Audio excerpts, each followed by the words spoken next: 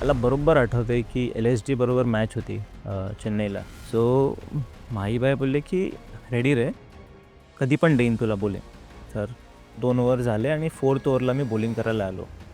तर जेव्हा मी बॉलिंग मार्कवर होतो, मला थोडंसं असं वेगळं वाटत होतं बिकॉज एवढा क्राऊड लाऊड होता. थोडंसं अनइझी वाटत होतं मला. अंडर प्रेशर एक्सेप्ट करतो मी की थोडंसं तेव्हा होतं.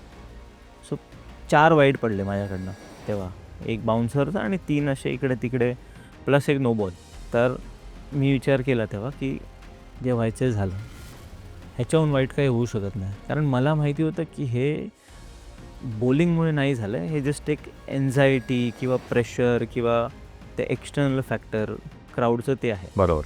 त्यानंतर जस्ट रनअपवर जाताना मी विचार केला की हे जे फॅक्टर्स आहेत ह्याला पॉझिटिव्हली यूज करूया. क्राऊड सपोर्ट करत आहे.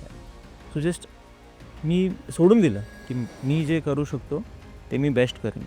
आणि ते मग तिथून तो चेंज आला की ती एनर्जी क्राऊडची ती मी यूज करायला लागलो. ओके. आणि एक तेव्हा ड्रीम होता माझा की bold Tushar Deshpande cot MS Dhoni असं स्क्रीनशॉट असलं पाहिजे माझ्याकडे. आणि ते त्याच मॅचमध्ये